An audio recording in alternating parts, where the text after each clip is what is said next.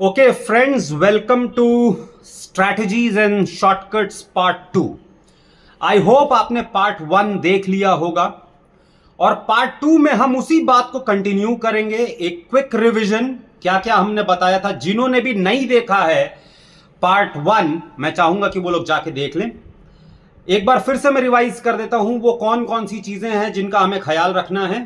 Point 1, sequence of questions, यह सबसे important है। सीक्वेंस ऑफ क्वेश्चंस मतलब easy questions first, easy question first. अगर आप परसेंटाइल वर्सेस स्कोर देखेंगे तो 90 परसेंटाइल के लिए we need somewhere around 6 questions, 95 के लिए we require somewhere around 7 questions, then 99 के लिए 11 और यहां के लिए मुझे 19 करेक्ट क्वेश्चंस की जरूरत है। ये वाला जो पार्ट है दोस्तों, फर्स्ट 6 क्वेश्चंस, ये सिलेक्शन बहुत अच्छा होना चाहिए। सबसे आसान 6 क्वेश्चंस का चुनाव आपको करना है, ठीक है। सो सीक्वेंस ऑफ क्वेश्चंस पहली चीज। दूसरा इंपॉर्टेंट पॉइंट था आंसर ऑप्शंस।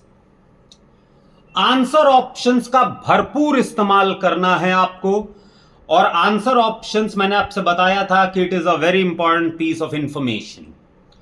तीसरा और सबसे important point, do not get stuck. ये 3 रूल्स आपको फॉलो करने हैं। सीक्वेंस का चुनाव बिल्कुल सही होना चाहिए। थोड़ा बहुत मैं source of question, source of CAT questions की भी बात करूंगा। सोर्स ऑफ कैट क्वेश्चंस, इसकी बात मैं बीच बीच में आपसे करता रहूंगा कि ये पर्टिकुलर क्वेश्चन कहां से लिया है या क्या किया है, ठीक है ना। तो हम शुरू करते हैं अपना strategies and shortcut session part 2। जो क्वेश्चंस बहुत यूजुअल हैं, जो हर जगह लिखे गए हैं, पूछे गए हैं, उनमें अगर शॉर्टकट अवेलेबल होगा तो मैं सिर्फ शॉर्टकट बताऊंगा, ठीक है ना। चलिए शुरू करते हैं क्वेश्चन नंबर 1 से। कैट 2024 ये है स्लॉट 2, ठीक है। चलिए शुरू करते हैं पहला क्वेश्चन। पहला क्वेश्चन कहता है a vessel contained a certain amount of solution of acid and water. When 2 liters of water was added to it, the new solution had 50% acid concentration. ठीक है भाई, पहले यहीं पे आंसर ऑप्शंस में देख लेते हैं कि वो कौन सा केस है। 50% एसिड सॉल्यूशंस का मतलब समझ लो दोस्तों, water becomes equal to acid, ठीक है। अब यहां देखिए ये वाटर और एसिड का रेशियो दिया हुआ है। अगर मैं आंसर ऑप्शन डी को बहुत केयरफुली देखूं तो 3:5। अगर मैं इसमें और 2 लीटर ऐड कर देता हूं सो दिस बिकम्स 5:5, मतलब एसिड बिकम्स 50%। ये चलो मैच कर गया, लेकिन सेकंड कंडीशन भी मैच करनी चाहिए।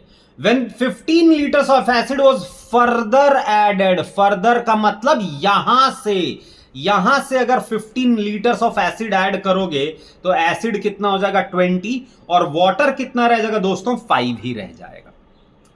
अब अगर हम एसिड का कॉन्सेंट्रेशन देखें तो एसिड हो गया 20 out of a total solution of 25, which is nothing but 4/5, which is nothing but 80%। बात समझ में आ रही है? यानी दूसरी कंडीशन भी हमारी मैच हो गई, इसीलिए हमारा आंसर हो जाएगा आंसर ऑप्शन डी 3:5, ठीक है। एक बहुत ही शानदार शुरुआत की है हमने। पहला क्वेश्चन श्योर शॉट सही आंसर मिला, that too without using almost any time, ठीक है। चलिए अगले क्वेश्चन पे चलते हैं, ठीक है। क्वेश्चन देखिए, क्वेश्चन कहता है Bina incurs a 19% loss when she sells a product at ₹4860 to Shyam. ये बीना है, ये श्याम, ये हरि।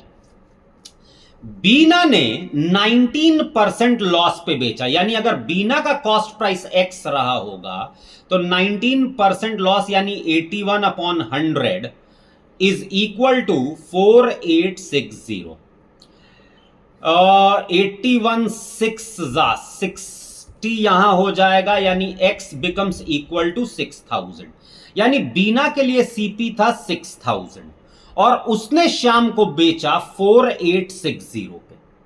क्वेश्चन कहता है if Bina would have sold this product to Shyam at the purchase price of Hari, purchase price of Hari, she would have obtained 17% profit.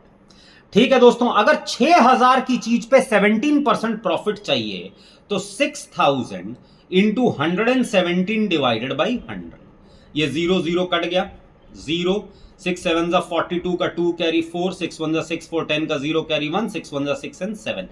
यानी अगर 7020 पे बेचा होता, if Bina would have sold this product to Shyam at the purchase price of Hari, she would have obtained 17% profit. तो 17% profit को के लिए उसको 7020 पे बेचना है। Profit in rupees made by Shyam, तो भाई श्याम ने तो हरी को बेचा है, तो श्याम अगर हरी को 7020 पे बेचता, what would have been the profit भाई? 7020 माइनस 4860। सो 7020 माइनस 4860 करके देख लीजिए, 7020 माइनस 48600, यहां हो जाएगा 6, 9 में से 8 गया 1 एंड 6 में से 4 गया 2, 2160। यानी the profit amount is 2160। Another very simple question, but दोस्तों होता क्या है, वो जो पहला क्वेश्चन हुआ था वो एक्चुअली कैट में होगा क्वेश्चन नंबर समथिंग लाइक 12 और ये होगा क्वेश्चन नंबर समथिंग लाइक 17। लेकिन इन क्वेश्चंस तक पहुंचने के लिए आपको स्किप करने की आदत लगानी पड़ेगी कि जब तक आपको इजी क्वेश्चंस ना मिले आप किसी भी क्वेश्चन में आपको उलझना नहीं है।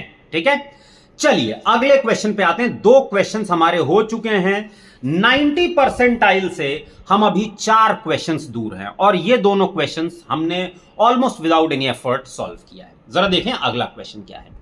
When Rajesh age was same as the present age of Garima, the ratio of their ages was 3:2। चलिए एक टेबल बना लेते हैं। Rajesh, Garima, past, present, future. Question कहता है when Rajesh age was, past की बात कर रहा है, same age present age of Garima, the ratio of their ages was 3:2। मतलब रेशियो था 3x एंड 2x और उस समय राजेश की पास्ट एज गरिमा की प्रेजेंट एज के बराबर है, मतलब ये हो जाएगा 3x। सोचिए गरिमा की एज 2x से 3x होने के लिए x ईयर्स का गैप लगेगा, लेकिन इसी x ईयर्स के गैप में राजेश की एज हो जाएगी 4x। अब देखते हैं जरा, व्हेन गरिमा's age becomes the same age the present age of Rajesh, तो भाई present age of Rajesh 4x है और जब गरिमा की एज 4x होगी तो ये x ईयर्स के स्पैन के बाद होगा, लेकिन उसी x ईयर्स के स्पैन के बाद ये 5x हो जाएगा। यानी उस समय राजेश का और गरिमा का जो रेशियो ऑफ एजेस हो जाएगा वो हो जाएगा 5:4। Another very simple question of ratio, proportions and variations. चलिए ये बड़ा सिंपल सा क्वेश्चन था, ये हो गए हमारे 3 क्वेश्चंस। डन, आगे चलते हैं, देखते हैं आगे की कहानी क्या है। क्वेश्चन कहता है Anil invest ₹22,000 for 6 years in a scheme with a 4% interest per annum compounded half yearly. पहले तो यहां हम रिटर्न निकाल लेते हैं, आगे की कहानी बाद में पढ़ेंगे। सो 22,000 into 1 plus rate of interest आधा हो जाएगा क्योंकि हाफ ईयरली कंपाउंडेड हो रहा है। ठीक है, तो यानी 2/100 और नंबर ऑफ ईयर्स डबल हो जाएंगे क्योंकि 6 साल में 12 आधे साल होते हैं। ठीक है, तो 12। So this is the output and this is the same output that Sunil receives when he invests x rupees in the same scheme, that is 1 + 2/100 but only for 5 years। और उसके बाद ये पूरा का पूरा पैसा सिंपल इंटरेस्ट पे डाल देता है 10%, यानी 1.1 टाइम्स हो जाता है। x की वैल्यू हमें निकालनी है, मैं चाहूंगा यहां आप कैलकुलेटर का भरपूर इस्तेमाल करें। ये कैंसिल हो जाएगा, ये कैंसिल होके हो जाएगा 2, यानी 22,000 into 1.02 into 1.02 is equal to x into 1.1, यानी x इज इक्वल टू कितना हो जाएगा दोस्तों, 22,000 into 1.02 into 1.02 divided by 1.1। Calci allowed है दोस्तों कैट में, तो सीधी सी बात है, आप जाइए इसको कैलकुलेट कीजिए, आंसर हो जाएगा 2808। ठीक है, तो ये हमारा आंसर आ गया। अनदर वेरी सिंपल क्वेश्चन, कोई ट्रिक नहीं, कुछ भी नहीं, ठीक है ना, very simple question from simple and compound interest. Simple and compound interest के क्वेश्चंस जनरली बहुत आसान होते हैं दोस्तों। ठीक है, चलिए, ये क्वेश्चन मैंने इसलिए पिकअप किया है क्योंकि मैं ये अज्यूम करके चल रहा हूं कि आपने थोड़ी बहुत ज्योमेट्री पढ़ी हुई है, एटलीस्ट बेसिक्स आपको ये मालूम है कि पेरीमीटर का मतलब क्या होता है। जरा देखें क्वेश्चन क्या है। ABCD is a trapezium in which AB is parallel to CD। AB is parallel to CD।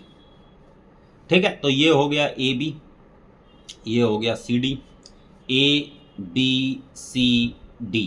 ठीक है, AB 2 है और CD 1 है, और अगर मैं इसको एक्सटेंड कर देता हूं तो यहां पे हमारा पॉइंट आता है P। एक बात देखने लायक है दोस्तों, हमेशा याद रखिए कि जब भी आप एक ट्रेपीजियम को पूरा करते हैं ना, तो आपको दो ट्रायंगल्स मिलता है, एक ये ऊपर छोटा वाला और नीचे बड़ा वाला। ठीक है ना, ये दोनों ट्रायंगल्स हमेशा सिमिलर होते हैं, क्योंकि ट्रेपीजियम बनता ही कैसे है, ट्रेपीजियम एक ट्रायंगल को बेस के पैरेलल काटने से बनता है। ठीक है, अच्छा, यहां पे एक और खास बात है, that smaller side is to bigger side is 1:2। यानी ये वाला जो साइड है और ये वाला जो साइड है, ये भी 1:2 के बराबर होगा। मतलब अगर ये x है तो ये भी x होगा, x एंड 2x 1:2 हो गया, क्योंकि सिमिलर है। और अगर ये y है तो ये भी y, ताकि y एंड 2y ये भी सिमिलर हो गया, है ना, ये भी मतलब उसी रेशियो में हो गया। तो क्वेश्चन कहता है द पेरीमीटर इज 6। ठीक है, पेरीमीटर ऑफ ABCD इज 6। इस ट्रेपीजियम का पेरीमीटर 6 है। अगर ऐसा है तो भाई 3 तो यही खत्म हो गया, मतलब x प्लस y की वैल्यू भी क्या हो जाएगी, 3। पूछा है पेरीमीटर ऑफ ट्रायंगल AEB, तो पेरीमीटर ऑफ ट्रायंगल AEB क्या हो जाएगा दोस्तों, ये पूरी side that is 2x plus ये पूरी साइड दैट इज 2y और प्लस ये बेस यानी 2। तो भाई अगर x प्लस वाई 3 है तो 2x प्लस 2y हो जाएगा 6, और 6 प्लस 2 हमारा आंसर कितना हो जाएगा, 8। Another very good choice of question. पूरा का पूरा एग्जाम दोस्तों इस बात पर डिपेंड करता है कि आपका चॉइस ऑफ क्वेश्चंस कैसा है। ठीक है, चलिए, ये एक और क्वेश्चन हमारा हो गया, और अब हम चलते हैं आगे। When 3 raised to 333 is divided by 11, then the remainder is 3 raised to 333 divided by 11। हम बात कर रहे हैं फॉर्मेट्स रूल की, क्योंकि अगर डिवाइजर प्राइम है तो हम फॉर्मेट्स रूल का इस्तेमाल करते हैं। फॉर्मेट्स रूल कहता है कि जो डिवाइजर है उससे एक कम के ग्रुप्स आप बनाइए। 3 raised to 10 into 3 raised to 10 into 3 raised to 10, ये कितने ग्रुप्स बन जाएंगे, 33 groups, and then a 3 cube is left divided by 11। 3 raised to 10 upon 11, the remainder is going to be 1। यहां रिमाइंडर 1 हो गया, यहां 1 हो गया, यहां 1 हो गया, 1 into 1 into 1 33 times, so that becomes 1।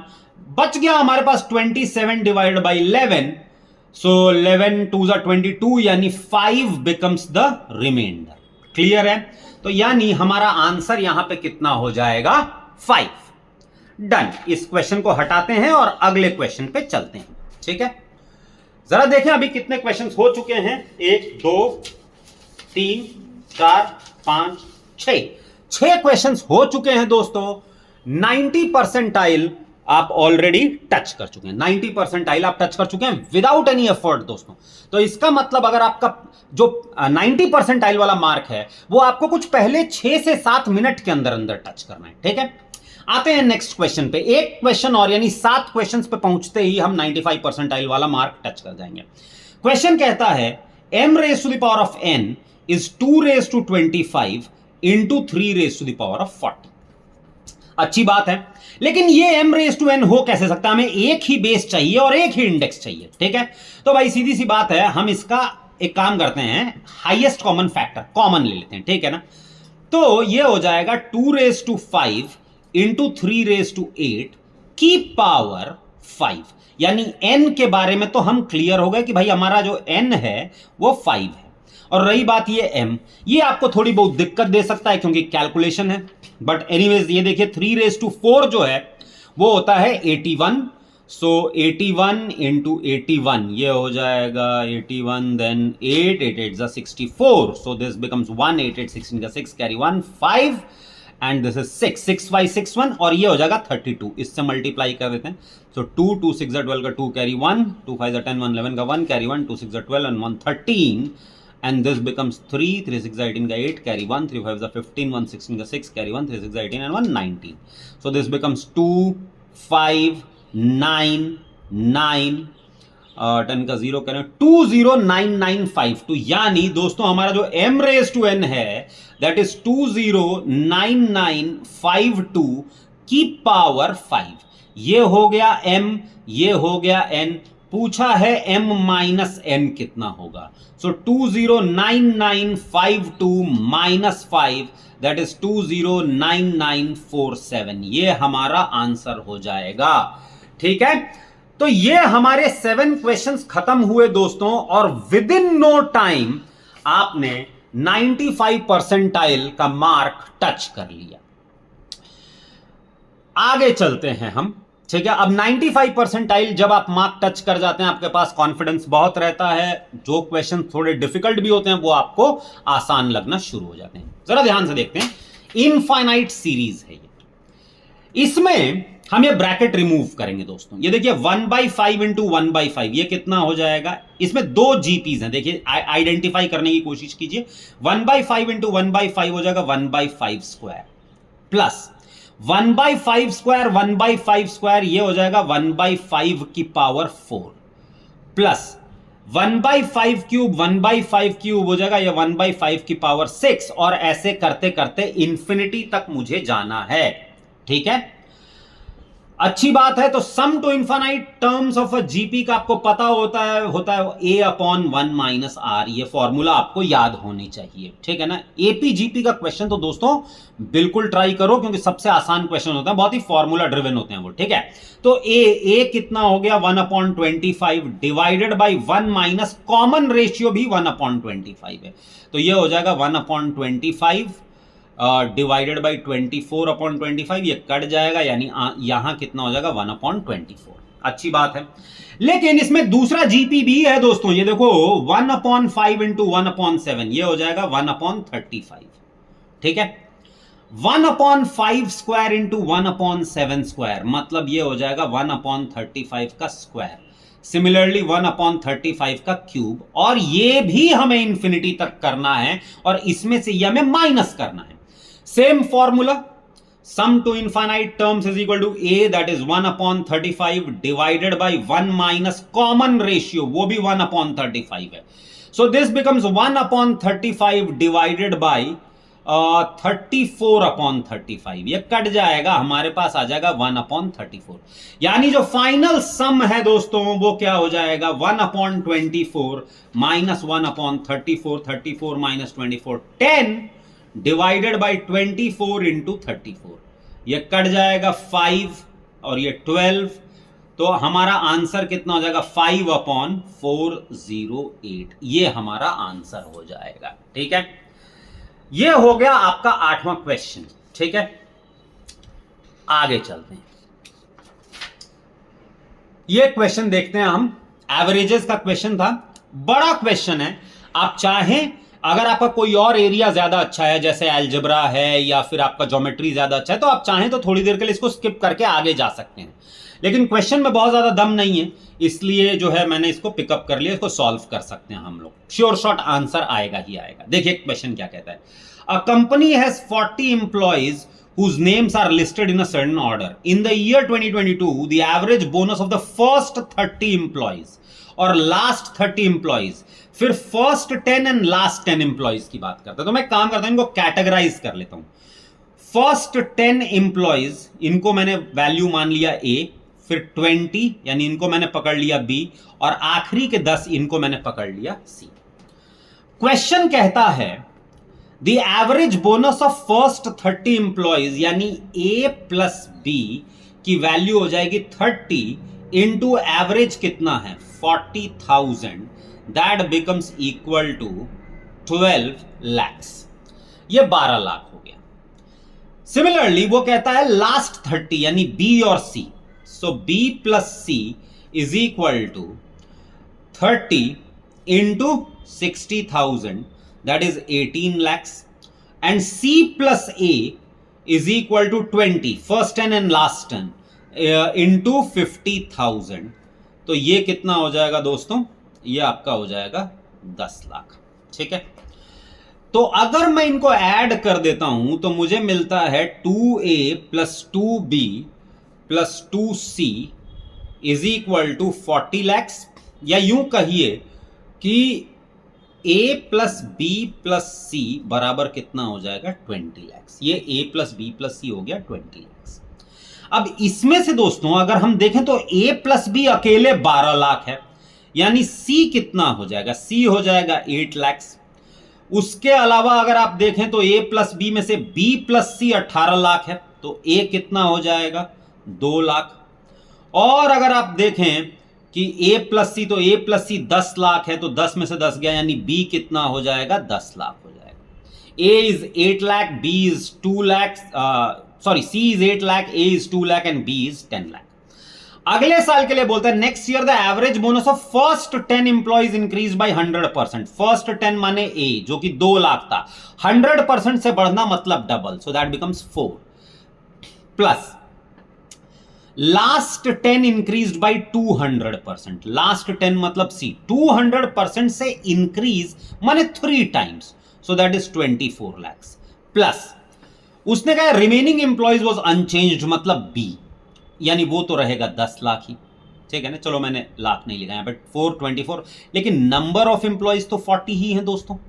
तो हो जाएगा 28 plus 10 that is 38 lakhs divided by 40, मतलब द एवरेज बिकम्स 95,000। ये आप कैलकुलेटर वापस से यूज कर लीजिएगा। यहां पे कितना हो जाएगा? एवरेज 95,000। अगर कैलकुलेशन स्पीड अच्छी है ना दोस्तों, ये बहुत आराम से बन जाएगा। तो ये आगे चलते हैं।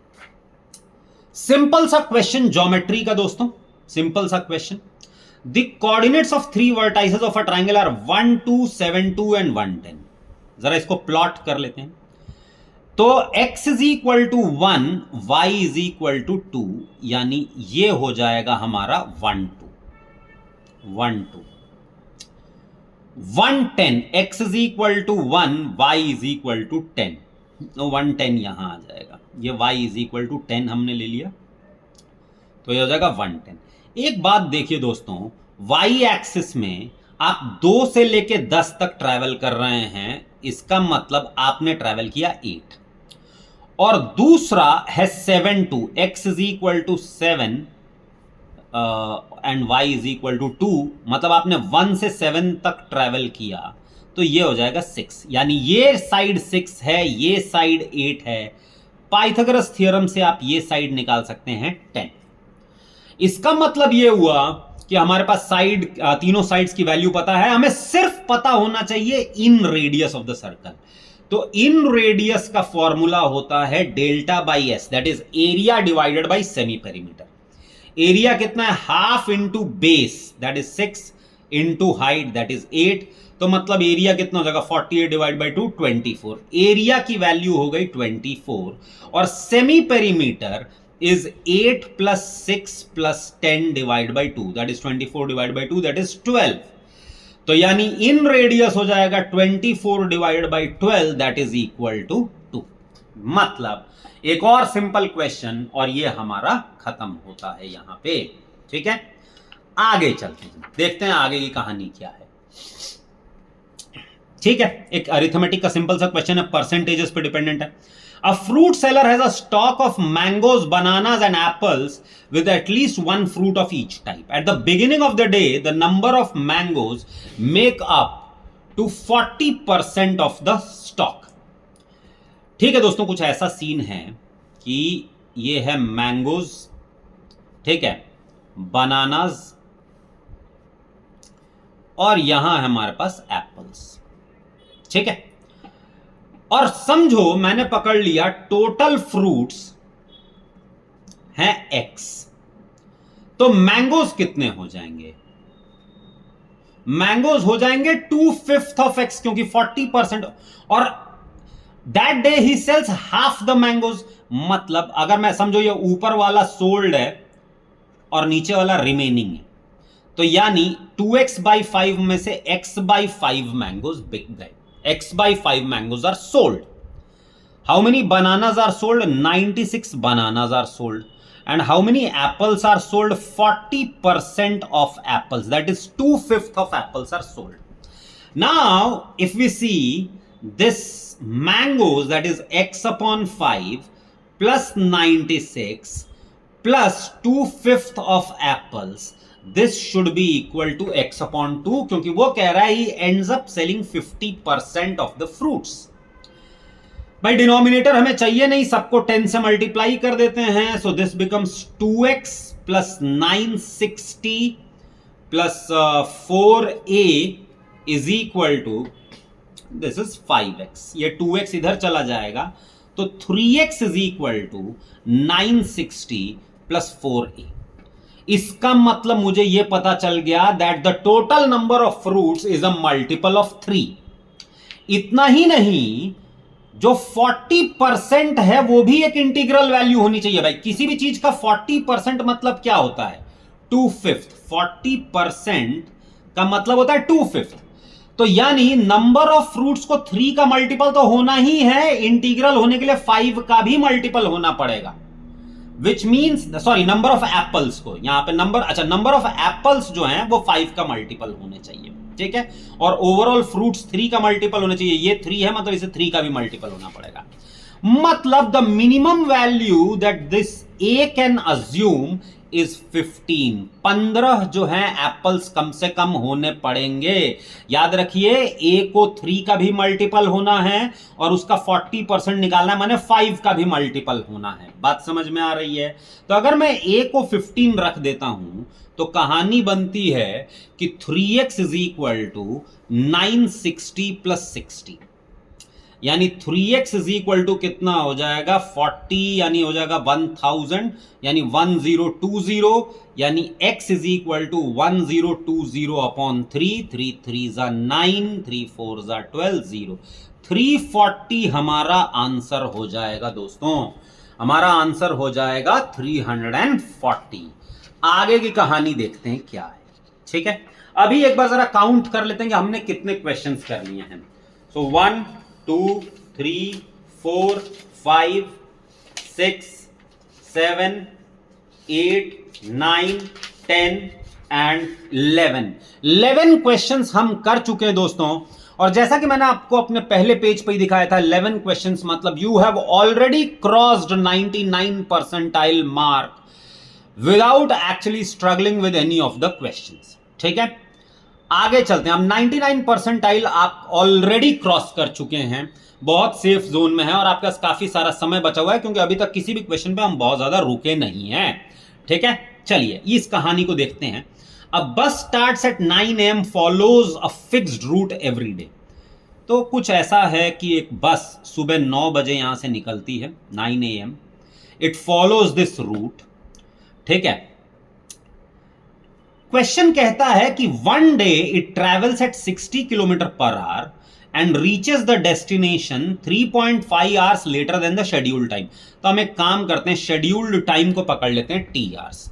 And on that day the bus takes T plus 3.5 hours because the speed was 60. ठीक है. And this is going to be equal to the total distance. ठीक है. आगे देखते हैं. On the next day it travelled 2/3 of the route in 1/3 of the total scheduled travel time. तो मैं काम करता हूं, रूट को 3 हिस्सों में बांट लेता हूं. And the remaining part of the route at 40. ये वाला जो है 1/3 जो है ये 40 kmph की स्पीड पे चला है, kmph. और इसके लिए भाई देखो उसने 2/3 of the distance 1/3 of the time में खत्म कर लिया. मतलब यहां जो टाइम लगा है वो 2/3 ऑफ द शेड्यूल्ड टाइम. यहां से मुझे डिस्टेंस पता चल जाएगा कि distance is equal to 40 into 2/3, that is 80/3t. This distance is 80/3t. और ये डिस्टेंस इसके डबल है, मतलब 160/3 टाइम्स t. हाँ या नहीं भाई? ये 80/3t, ये 160/3t. और अगर मैं इनको ऐड कर दूंगा तो 160 plus 80 becomes 240. 240 upon 3, that is 80t। याद रखो, the total distance becomes 80t, और इस 80t को यहां सब्स्टिट्यूट कर दो। So now the story becomes 60 times of t plus 3.5 is equal to 80t। इसका मतलब 60t plus 210 is equal to 80t, यानी 20t इज इक्वल टू 210, या t is equal to 10.5 hours. कहने का मतलब दोस्तों, शेड्यूल्ड टाइम जो है वो 10.5 आवर्स है। यानी कोई बस अगर सुबह 9 बजे निकली है तो 10.5 आवर्स यानी 7:30 PM को कायदे से उसे पहुंच जाना चाहिए यहां पे 7:30 PM। Is that clear? तो विच मीन्स दैट हमारा आंसर हो जाएगा आंसर ऑप्शन सी। क्लियर है ये चीज? आई होप आपको समझ में आ गया होगा। तो 99 परसेंटाइल के बाद भी आपका क्वेश्चंस जो है वो बहुत इजीली अभी सॉल्व होते जा रहे हैं। ठीक है, अब ये जरा क्वेश्चन देखते हैं। ये टाइम एंड वर्क का क्वेश्चन था, और ये बाद के लिए हमने इसलिए छोड़ दिया था, एक तो लेंदी क्वेश्चन है, ऑप्शंस है नहीं, ठीक है ना। लेकिन ठीक है, इसको हम किसी बहुत छोटे तरीके से सॉल्व करने की कोशिश करते हैं। ये देखिए, Amal and Vimal together can complete a task in 150 days. Amal plus Vimal 150 days में काम खत्म करते हैं। विमल एंड सुनील इसी काम को 100 दिन में खत्म कर सकते हैं। मैंने क्या किया, मैंने टोटल वर्क मान लिया 300 यूनिट, यानी अमल एंड विमल का पर डे वर्क 2 यूनिट है, और विमल और सुनील का पर डे वर्क 3 यूनिट है। मतलब एक दिन काम करेंगे, per day work 2 unit, per day work 3 unit. ये यहां तक आपको समझ में आ गया। लेकिन काम किस तरीके से किया गया उसके डिटेल्स देख लेते हैं। तो कहानी यह है कि Amal starts working on the task and works for 75 days. तो ये जरा टाइमलाइन इसका देख लेते हैं दोस्तों। ठीक है, ये कहानी अच्छी सी है, इसको समझने की कोशिश कीजिए। ठीक है, अमल जो है 75 डेज तक काम करता है। Amal starts the work and 75 days वो काम करता है। Then Vimal takes over and works for 135 days. Vimal जो है वो 135 डेज तक काम करता रहता है, विमल। ठीक है, और जो ये है क्या कहते हैं, Sunil takes over and 45 days के लिए सुनील काम करता है। ठीक, तो आगे कहानी देखते हैं। हमें यह मालूम है कि अमल और विमल एक दिन का 2 यूनिट काम करते हैं। मैं आपसे चाहता हूं आप इसको इस तरीके से विजुअलाइज कीजिए, अमल ने यहां से काम करना शुरू किया और विमल ने यहां से काम करना शुरू किया। ये 75 डेज आप ओवरलैप करवाइए। मतलब जब ये 75 डेज खत्म हुए तब विमल के भी 75 डेज खत्म हो गए। दोनों ने 75 डेज काम किया, या हम ये कह सकते हैं कि अमल और विमल ने मिलकर 75 डेज काम किया। सो 75 डेज अमल प्लस विमल 75 डेज, यानी और हर दिन का 2 यूनिट, यानी 150 units of work is over. ठीक है भाई, और विमल और सुनील का हम जानते हैं कि एक दिन का 3 यूनिट। तो यहां से विमल और सुनील को आप ओवरलैप करवा दीजिए फॉर द नेक्स्ट 45 डेज। तो यानी Vimal plus Sunil for the next 45 days 3 unit काम करते हैं। तो इसका 45 दिन खत्म हो जाएगा और इसके बाद भी बचा रह जाएगा। ठीक है, तो 75 डेज नेक्स्ट 45 डेज। तो भाई अगर इसका ये भी 45 डेज, ये भी 45 डेज, या यूं कहिए कि मिलके 45 डेज, तो ये हो जाएगा 45 into 3, that is 135 units of work is done. अब एक काम देखिए दोस्तों, टोटल वर्क है 300 यूनिट्स, 285 यूनिट्स ऑलरेडी खत्म हो चुका है। सो रिमेनिंग वर्क कितना हो जाएगा? Remaining work is equal to 15 units, 15 unit.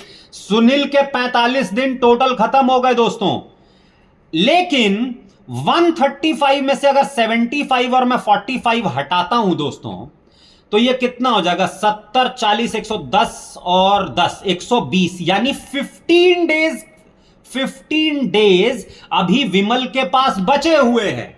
विमल 15 दिन और काम करने वाला है, और रिमेनिंग जो वर्क है वो भी 15 यूनिट्स है।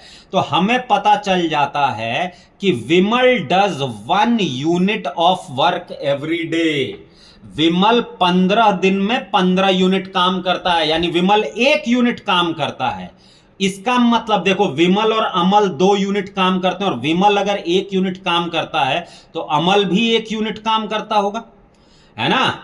और अगर ऐसा है तो यहां ध्यान से देखिए, विमल और सुनील 3 यूनिट काम करते हैं, यानी सुनील कितना काम करता होगा, 2 यूनिट काम करता होगा। तो हमें एक पर डे का इनका आइडिया लग गया कि विमल, अमल, सुनील ये पर डे कितना कितना काम करते हैं, ठीक है। अब मैं ये मानता हूं that the work was completed in n days. So if the work was completed in n days, और कि कौन, Amal started the task alone and worked for all days. तो अगर अमल ने हर दिन काम किया है और n डेज में काम खत्म हो रहा है, तो भाई n तो ये हो गया, प्लस अमल हो गया। Vimal worked on every second day, तो विमल अगर worked on every second day, मतलब उसने सिर्फ आधे ही दिनों पे काम किया होगा, है ना, और 1-1 यूनिट काम किया होगा। उसके बाद Sunil worked on every third day, लेकिन सुनील हर दिन का 2 यूनिट काम करता है, यानी 2n/3, और ये मिला के कितना हो जाना चाहिए दोस्तों, 300 यूनिट्स हो जाना चाहिए, है ना। तो इसको जब आप सॉल्व करेंगे तो 13n divided by 6 is equal to 300, या यूं कहिए कि n की जो वैल्यू आती है वो आ जाएगी आपकी, यहां कैलसी यूज कर लीजिएगा, 138.46। इसका मतलब दोस्तों 138.46 डेज पे काम खत्म होगा, 138.46, यानी n becomes equal to 138.46, या यूं कहिए the work gets completed in 139 days. The work gets completed in 139 days, ये आपका आंसर हो जाएगा, ठीक है। तो इस क्वेश्चन को दोस्तों अगर आप शुरू में उठा लेते तो हो सकता है आपको थोड़ा सा लेंदी जाता और आप देखते कि बहुत सारा टाइम जा चुका है, ठीक है। हटाते हैं इसको, आगे के क्वेश्चन पे चलते हैं। लॉगरिथम का क्वेश्चन है। जनरली लॉग के क्वेश्चन सिंपल होते हैं, आई होप ये भी सिंपल होगा। So this becomes log to the base 8 a plus b, log to the base 8 a plus b divided by log to the base 2c plus log to the base 27 a minus b divided by log to the base 3c is equal to 2/3, ठीक है। ये 8 को 2 cube लिख देते हैं दोस्तों, log to the base 2 cube a plus b divided by log to the base 2c plus log to the base 3 cube a minus b divided by log to the base 3c is equal to 2/3। ये देखो दोस्तों, power और जो base का power होता है वो ये पीछे आ जाता है, फॉर्मूला है, आइडेंटिटी है, 1/3 of log to the base 2a plus b divided by log to the base 2c plus 1/3 of log to the base 3a minus b divided by log to the base 3c is equal to 2/3। ये 1/3 1/3 और यहां का 1/3 ये दोस्तों cancel हो जाएगा। और ये क्या होता है, ये बेस हम हटा सकते हैं, क्योंकि log to the base 2a plus b को आप log a plus b divide by log 2 लिख सकते हैं, और ये log c divide by log 2 लिख सकते हैं, और log 2 कैंसिल हो जाएगा। तो मैं डायरेक्ट लिखता हूं ये स्टेप, तो यहां हो जाएगा log of a plus b divided by log c plus log of a minus b divided by log c is equal to 2। ये हमारी यहां पे वैल्यू आ गई, ठीक है। सेम बेस है तो ऐड हो जाएगा, log a plus log b log of a into b हो जाता है, तो a plus b into a minus b दोस्तों हो जाएगा a square minus b square. तो log of a square minus b square upon log c is equal to 2, या यूं कहिए कि log of a square minus b square is 2 log c कह लीजिए, या log ऑफ c स्क्वायर कह लीजिए। इसका मतलब a square minus b square is equal to c square, या यूं कहिए कि a square is equal to b square plus c square. पूछा है greatest possible integer value of a। तो भाई उसके लिए बी और सी की मुझे ग्रेटेस्ट वैल्यू लेनी पड़ेगी, ठीक है। बी और सी की मेरे को वैल्यू लेनी पड़ेगी, तो ये कहता है कि बी इज लेसर देन और इक्वल टू 10, तो जो maximum value that I can assume is 10, तो ये हो जाएगा A square is equal to 10 square that is 100 plus 100, यानी A square is equal to 200, या यूं कहिए कि A becomes equal to 10 root 2। अब यहां आपको रूट 2 की वैल्यू थोड़ा पता होनी चाहिए, 1.414 होती है, तो ए हो जाएगा 14.14। So the greatest integral value that we are looking for becomes equal to 14, तो ये हमारा आंसर क्या हो जाएगा, 14। आगे चलते हैं, ठीक है। आप 99 परसेंटाइल काफी देर पहले क्रॉस कर चुके हैं, ठीक है ना। अब हम आगे चलते हैं, ये एक सर्ट्स का क्वेश्चन है, देखते हैं। पावर 1/2, पावर 1/2, इसका मतलब हमें सीधी सी मालूम है कि सिवाय स्क्वायरिंग के और कोई रास्ता नहीं है। सो स्क्वायरिंग बोथ द साइड्स, अगर आप स्क्वायरिंग करते हैं तो कितना हो जाएगा, x plus 6 root 2 plus b square that is x minus 6 root 2 minus twice of a into b, so that is a plus b into a minus b, that is x square minus 36 2s are 72 की power half is equal to 2 root 2 का square कितना हो जाएगा, 8। ये 6 root 2 तो दोस्तों cut जाएगा, ये हो जाएगा 2x minus 2 into x square minus 72 की power half is equal to 8। अब ये दोस्तों ये वाला इधर लेके चले जाओ और 8 को यहां लेके चले आओ, यानी 2x minus 8 is equal to twice of x square minus 72 की पावर हाफ। ये 2 तो दोस्तों कैंसिल हो जाएगा, तो x minus 4 is equal to x square minus 72 की पावर हाफ। स्क्वायरिंग अगेन, क्योंकि ये पावर भी मुझे हटानी है, तो स्क्वायर करेंगे तो ये कितना हो जाएगा दोस्तों, x square plus 16 minus 8x is equal to x square minus 72। X square gone, ये 8x हो जाएगा। Now 8x is equal to 88, यानी x कितना हो जाएगा दोस्तों, 11। ये बड़ा सिंपल सा क्वेश्चन था। अगर आपको थोड़ा बहुत, मैंने ये क्वेश्चन लास्ट में इसलिए रखा क्योंकि कई लोग अलजेब्रा अवॉइड करते हैं, लेकिन अगर मुझे अलजेब्रा, अगर मैं पेपर दे रहा होता तो मैं इस क्वेश्चन को सबसे पहले 5 क्वेश्चंस में करता, क्योंकि एक शॉर्ट क्वेश्चन था, ठीक है। तो जिनको भी देखिए, जो मैं स्ट्रेटजीज बता रहा हूं, ठीक है ना, वो एक ओवरऑल आइडिया है दोस्तों, और मैं जो डेमोन्स्ट्रेट करने की कोशिश कर रहा हूं वो सिर्फ एक बात है कि शुरू के 20 मिनट में कोई भी डिफिकल्ट क्वेश्चन ना उठाओ। पहले 6 क्वेश्चन 7 क्वेश्चन, किसी भी साल का पेपर उठा लीजिए, 6 या 7 क्वेश्चन पे आपको 90 परसेंटाइल क्रॉस हो जाता है, 5 या 6 क्वेश्चन पे आपका 90 परसेंटाइल क्रॉस हो जाता है। तो यानी पहले 5 क्वेश्चन या 6 क्वेश्चन का आपका जो सिलेक्शन है वो बड़ा शानदार होना चाहिए, ठीक है। तो आगे चलते हैं, ठीक है। परम्यूटेशन एंड कॉम्बिनेशंस का एक क्वेश्चन है, लास्ट में इसलिए रखा है क्योंकि एक तो लैंग्वेज बड़ी है, ऊपर से टॉपिक ऐसा है जो जनरली स्टूडेंट्स अवॉइड करते हैं, ठीक है।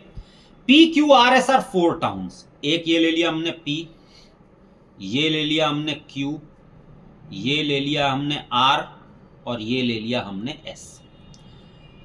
One can travel from P and Q along 3 direct paths between P and Q।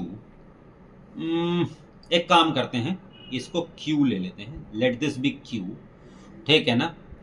P and Q along 3 direct paths, तो ये हो जाएगा 3 डायरेक्ट पाथ, ठीक है। बिटवीन Q एंड S, और इसको पकड़ लेते हैं Q and S 4 direct path between P and R। एक काम करते हैं, इसको R पकड़ लेते हैं ताकि डायग्राम कॉम्प्लिकेटेड ना हो जाए, और इसको पकड़ लेते हैं S। याद रखिएगा, मैं एक और बार लिख देता हूं, ये Q है, ये R है, और ये S है, ठीक है। तो P से Q तक 3 रास्ते हैं, ठीक है। Q से S तक दोस्तों 4 रास्ते हैं, ये 4 रास्ते हैं। P से R, Q से S 4 रास्ते हैं, P से R भी 4 रास्ते हैं, 1 2 3 और 4 रास्ते हैं, ठीक है ना। There is no direct path between P and S, P और S के बीच में कोई डायरेक्ट पाथ नहीं, ठीक है। There are few direct paths between Q and R. ये मैं डॉटेड लाइन से इसलिए बना रहा हूं दोस्तों क्योंकि मुझे नहीं मालूम कि कितने रास्ते हैं। मैंने मान लिया m रास्ते हैं, और r और s के बीच में भी मुझे नहीं मालूम, तो मैंने मान लिया कि n रास्ते हैं। अब देखते हैं आगे की कहानी क्या है। ठीक है, one can travel from P to S, P से लेके S तक कैसे जा सकते हैं? Either via Q। तो भाई P से S तक अगर मैं वाया Q जाऊंगा तो 3 इंटू 4 यहां पे हो जाएंगे 12 ways, plus either via Q, कहां गया, no direct, one can travel from P to S either via Q और वाया R से होते हुए भी जा सकते हैं। लेकिन मेरे को यहां ये नहीं मालूम कि कितने रास्ते हैं, तो 4 टाइम्स ऑफ n, ठीक है, और via Q followed by R, मतलब मैं Q जाऊं फिर R जाऊं फिर ये जाऊं, अच्छी बात है। तो P से 3 वेज में 3mn, और ये कितना है दोस्तों, 62 हो जाएगा। यानी 4n plus 3mn is equal to 50। ये हमारी एक इक्वेशन हो गई। आगे की कहानी देखते हैं। One can also travel from Q to R, Q से R either directly, so that is m ways, ठीक है, और via P। So if I go via P तो 3 इंटू 4 आई हैव 12 वेज, ठीक है, आइदर डायरेक्टली और via P और via S। सो अगर मैं S से आऊंगा तो यहां हो जाएंगे मेरे पास 4n वेज हो जाएंगे, और ये कितना हो जाएगा दोस्तों, ये 27 हो जाएगा। यानी क्वेश्चन कहता है कि m plus 4n is equal to 27 minus 12 that is 15। ये दूसरी इक्वेशन हो गई हमारे पास। यूं तो 3 वेरिएबल्स और 2 इक्वेशंस ही बन रही हैं, लेकिन फिर भी हम ट्राई करते हैं। 1 और 2 को अगर मैं सब्ट्रैक्ट कर दूं दोस्तों तो 4n और 4n कैंसल हो जाएगा, और हमारे पास इक्वेशन बन जाएगी 3mn minus m is equal to 50 minus 15 that is 35। ठीक है, अच्छी बात है। एक m कॉमन ले लेते हैं इसमें से। अगर मैंने m कॉमन ले लिया तो 3n minus 1 is equal to 35। दो नंबर्स का प्रोडक्ट अगर 35 है तो या तो 7 या तो m 7 होगा या 5 होगा।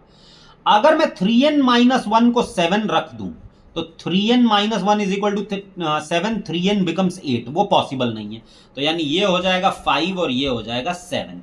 कहने का मतलब Q और R के बीच में 7 पॉसिबल रास्ते हैं। हमारा आंसर क्या हो जाएगा, 7। ठीक है, लेकिन दोस्तों ऐसा है कि अगर आपको लगता है कि PNC दिक्कत दे रहा है तो आप ये देखिए कि बिना PNC किए हुए भी आप बहुत स्मूथली आगे जा सकते हैं। ठीक है, ज्योमेट्री का क्वेश्चन था। यूं तो हमने ज्योमेट्री के 2 क्वेश्चन शुरू में कर लिए, लेकिन ज्योमेट्री का ये वाला क्वेश्चन आपको थोड़ा दिक्कत दे सकता था, इसलिए जो है मैंने इसको थोड़ा बाद में रखा है। मेरा पूरा का पूरा डेमोन्स्ट्रेशन ही सीक्वेंस को लेकर मैं बार बार रिपीट कर रहा हूं, तो ऐसा कोई हार्ड एंड फास्ट नहीं कि अगर मुझे ज्योमेट्री पसंद है तो मैं ज्योमेट्री का सवाल हर हाल में करूंगा। ठीक है, मैंने इसको बाद के लिए रख दिया था। देखते हैं क्वेश्चन क्या है। 3 circles of equal radii touch but not cross each other externally. 2 other circles x and y are drawn such that both touch each of the 3 previous circles और x बड़ा है y से। देखें जरा इसका डायग्राम कैसा बनता है। तो एक तो ये हो गया दोस्तों, एक सर्कल ये हो गया, एक सर्कल ये हो गया, ठीक है, और एक सर्कल ये हो गया हमारा। अब मेरे को 2 ऐसे सर्कल बनाने हैं जो इन तीनों सर्कल्स को एक्सटर्नली टच करते हैं। तो एक तो बनेगा अंदर, ये बन गया, और एक बनेगा इन सब के बाहर। तो कुछ ऐसा, ये बहुत ही खराब सर्कल बनाया है मैंने, लेकिन आई होप आप काम चला लेंगे इससे। ठीक है ना, क्योंकि ये ड्राइंग की क्लास तो है नहीं। ठीक है, चलिए आगे की बात करते हैं।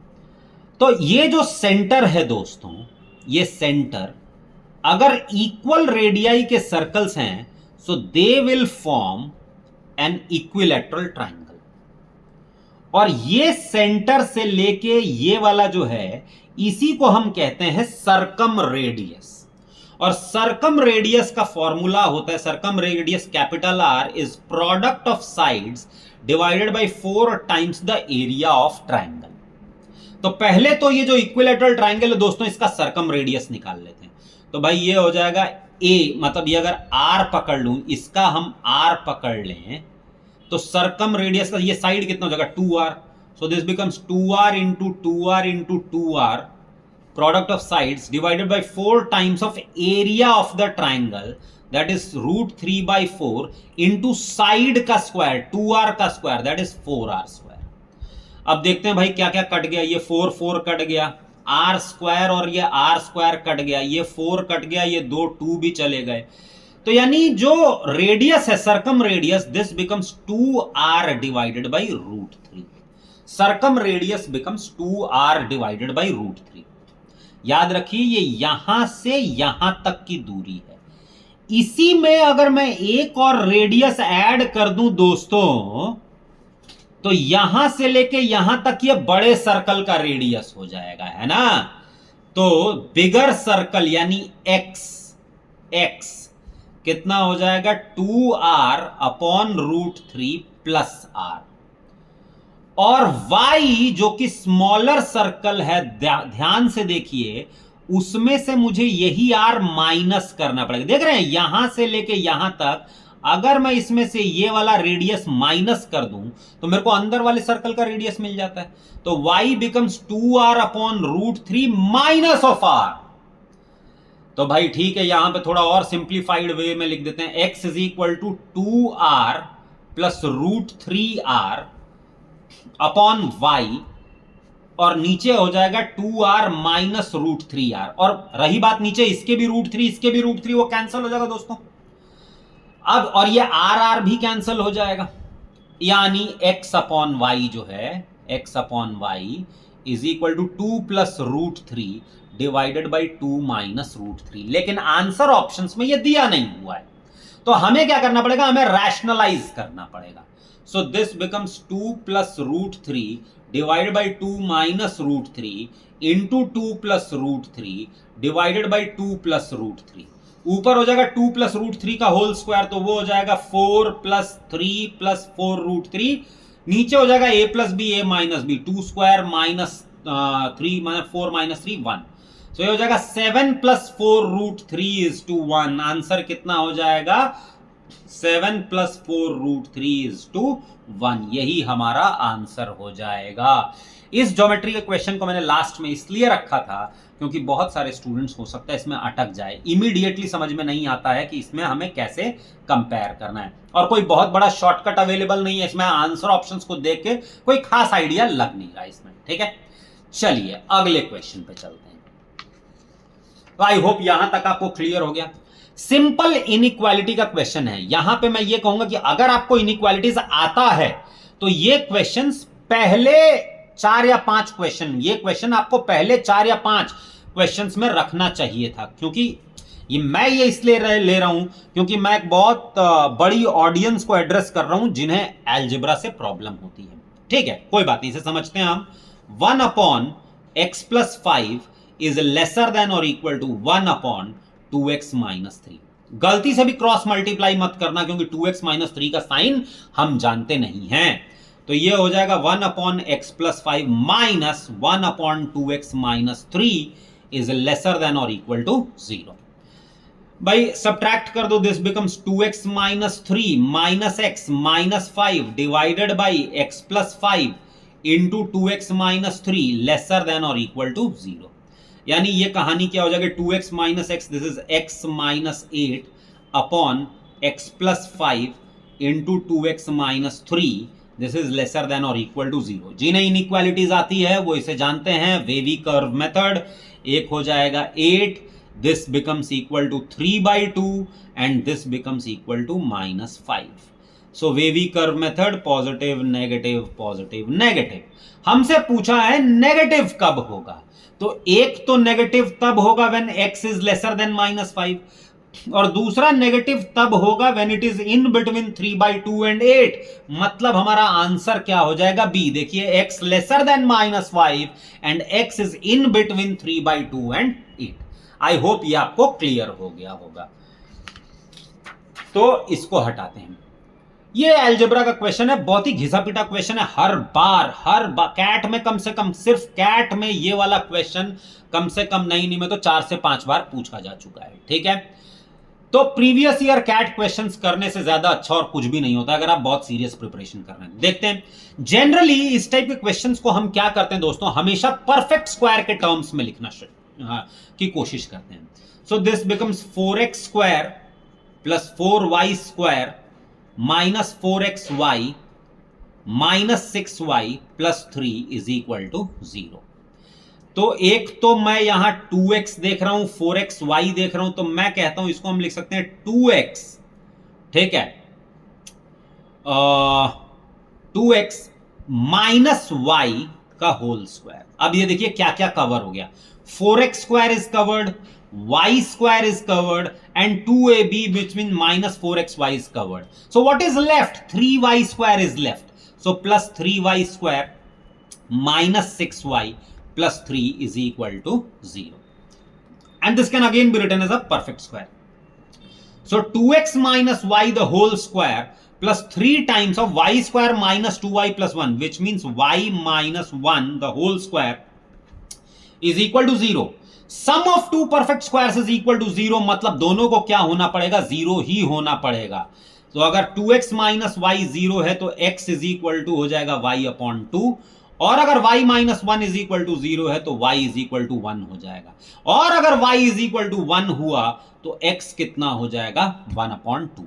Now I am suppose to figure out the value of 4x plus y, 4 into x that is 1/2 plus 5 into y that is 1, 2 2s are 4, 2 plus 5 becomes equal to 7। So ये क्वेश्चन भी हमारा सॉल्व हो जाता है। Simple सा question था, मैं बार बार कह रहा हूं, अगर आपका अलजेब्रा अच्छा है तो अलजेब्रा के क्वेश्चंस को आप पहले ही निपटा दीजिए, ठीक है।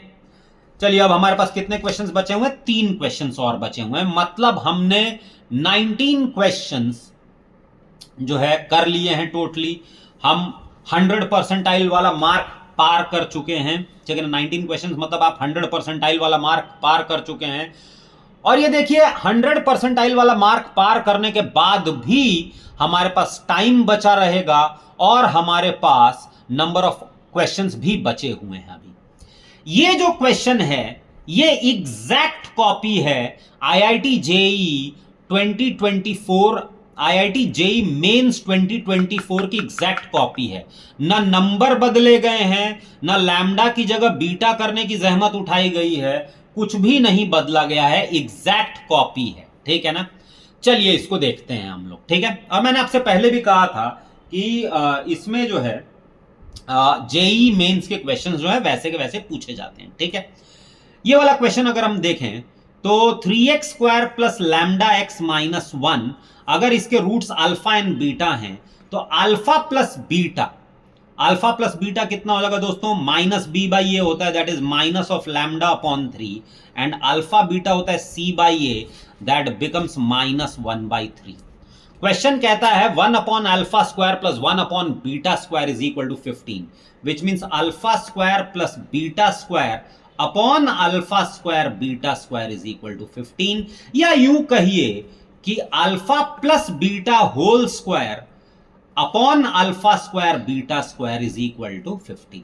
यहां से दोस्तों हमें लैम्डा की वैल्यू मिल जाएगी, तो alpha plus beta whole square मतलब कितना हो जाएगा, लैम्डा स्क्वायर डिवाइडेड बाई 9, ठीक है। अच्छा यहां पे -2 अल्फा बीटा भी आएगा, आई एम सॉरी यहां पे -2 अल्फा बीटा भी आएगा, तो lambda square by 9 minus twice of alpha beta that is -1/3 is equal to 15 times of alpha square beta square that is 1 upon 9, यानी lambda square by 9 is equal to 15/9 minus ये 2/3 को मैं 6/9 लिख सकता हूं यहां पे, यानी 9/9 1 हो जाएगा, तो lambda square is equal to 9, या फिर यूं कहिए कि लैम्डा इज इक्वल टू +-3।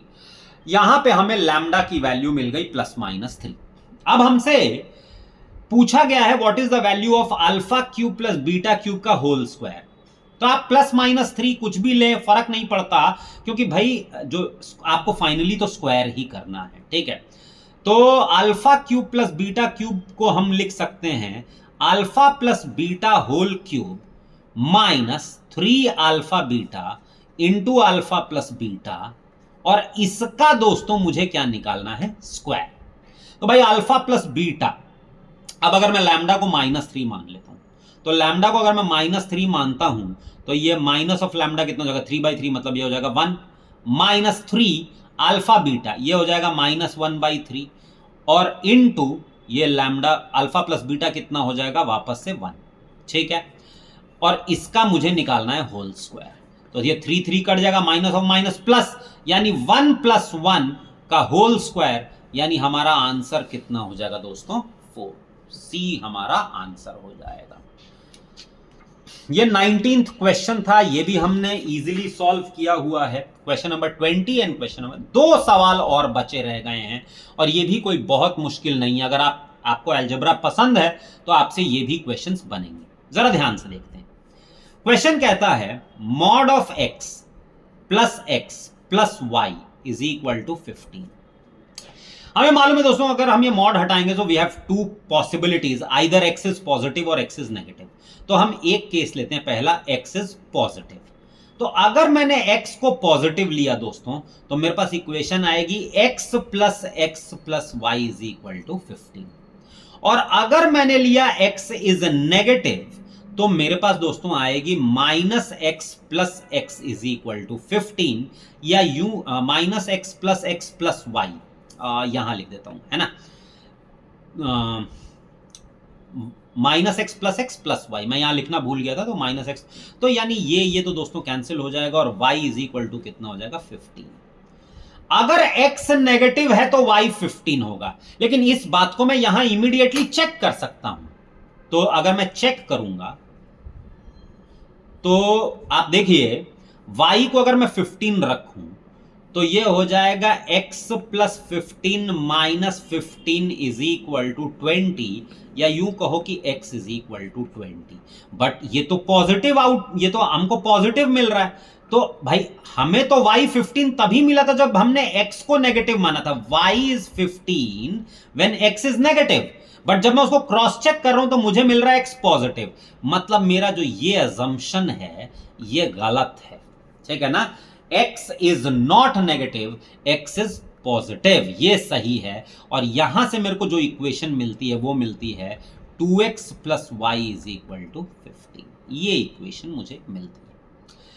यहां पे भी दोस्तों कहानी वही है। अगर मैं y को पॉजिटिव पकड़ता हूं तो x plus y minus y is equal to 20 if I assume y to be positive. तो अगर मैं y को पॉजिटिव पकड़ता हूं तो x 20, जरा यहां पे सेटिस्फाई करा के देखते हैं, चेक करते हैं। अगर मैं चेक करूं तो x is equal to 20 plus 20, 40 plus y is equal to 15, मतलब y इज इक्वल टू -25। ये तो गलत हो गया, हमारा एजम्पशन गलत हो गया। देखिए y नेगेटिव आ गया जबकि मैं y पॉजिटिव मान के चला था। मतलब this entire thing is wrong, which means हमको क्या लेना पड़ेगा, y को लेना पड़ेगा नेगेटिव। अगर मैंने y नेगेटिव लिया तो इक्वेशन बनेगी x minus y is equal to 20, या x minus 2y is equal to 20। तो हमारे पास दोस्तों एक इक्वेशन ये है और एक इक्वेशन ये है। इसको हम सॉल्व कर सकते हैं। देखिए x minus 2y is equal to 20, और 2y चाहिए तो इसको 2 से मल्टीप्लाई कर देते हैं, 4x plus 2y is equal to 30। इसको सॉल्व कर देंगे तो 5x इज इक्वल टू हो जाएगा 50। अगर 5x 50 है तो x हो जाएगा 10, और अगर x को मैं 10 रख देता हूं यहां पे तो y हो जाएगा -5। अगर x को मैंने 10 रख दिया तो y क्या हो जाएगा, -5। पूछा क्या है, x माइनस वाई, तो x minus y is equal to 10 minus -5, that is 15। मतलब x माइनस वाई की वैल्यू क्या हो जाएगी दोस्तों, 50। Done. Last question of this slot, ठीक है। A function f maps the set of natural numbers to whole numbers such that fxy is equal to f x f y plus f x plus f y for all x and y, prime input डालने पे 1 output है। ठीक है ना, मैंने last में लिया इस क्वेश्चन को, ठीक है ना, क्योंकि थोड़ा कंफ्यूजिंग हो सकता है। जरा देखें क्या है कहानी। F x y is equal to f x f y plus f x plus f y. ठीक है, एक काम करता है, एडिंग 1 बोथ द साइड्स, दोनों तरफ 1 ऐड कर दिया मैंने। ठीक है, तो ये हो जाएगा f x y plus 1 is equal to f x f y plus f x plus, इनको एक साथ रख देते हैं, एफ वाई प्लस 1, या यूं कहो कि एफ एक्स वाई प्लस 1, इन दोनों में से एफ एक्स कॉमन ले लेते हैं, एफ एक्स, और यहां पे बच जाएगा एफ वाई प्लस 1, और प्लस ये हो जाएगा एफ वाई प्लस 1, और इन दोनों में से एफ वाई प्लस 1 कॉमन ले लेते हैं, तो f x y plus 1 is equal to f x plus 1 into f y plus 1।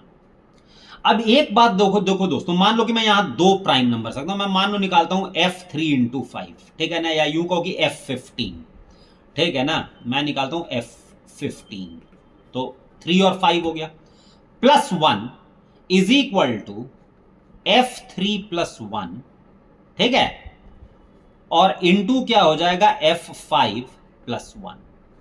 यानी दोस्तों f15 जो है, f15 plus 1 is equal to, ये देखो ये दोस्तों, f प्राइम में इनपुट अगर प्राइम डालो तो आउटपुट कितना है 1, तो ये हो जाएगा 1 प्लस 1 2, और ये 2 स्क्वायर हो जाएगा, यानी f15 की वैल्यू हो जाएगी 2 स्क्वायर माइनस 1। यानी अगर 2 प्राइम नंबर्स हैं, अगर 2 प्राइम नंबर्स हैं तो वैल्यू कितनी हो जाएगी 2 स्क्वायर माइनस 1।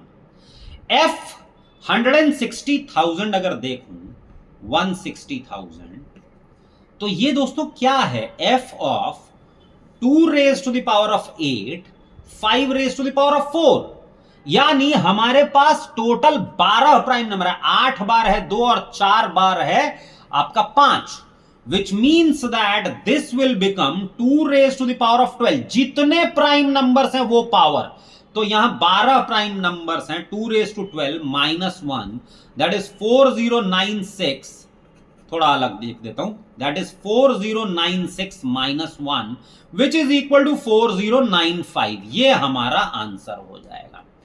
यहां दोस्तों आपके सारे क्वेश्चंस खत्म होते हैं, और एक चीज है जो मैं चाहूंगा कि आप सोचें, और सोचें ये, इमेजिन कीजिए यही रिवर्स ऑर्डर में चला होता।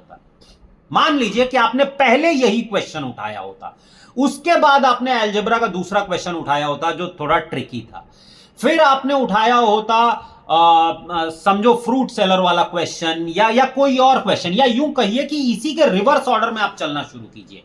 क्या आपको लगता है कि आपका पेपर उतना ही आसान लगेगा आपको जितना आसान आपको इस सीक्वेंस में लगता है? बिल्कुल भी नहीं। अगर आप गलत सीक्वेंस ऑफ क्वेश्चंस उठाएंगे, पेपर आपको डिफिकल्ट लगेगा ही लगेगा। ठीक है, अब मेरा जो नेक्स्ट लेक्चर होगा उसमें मैं स्लॉट 1 के क्वेश्चंस जो है वो सॉल्व करूंगा, और वापस से इसी चीज को डेमोन्स्ट्रेट करने की कोशिश करूंगा। डिस्क्रिप्शन में दिए गए व्हाट्सएप लिंक को क्लिक करिए और संडे की 8 घंटे के सेशन के लिए रजिस्टर करिए प्लीज। उसमें हम और भी बहुत सारे शॉर्टकट्स देखेंगे और प्रॉब्लम सॉल्विंग करेंगे। Thank you very much.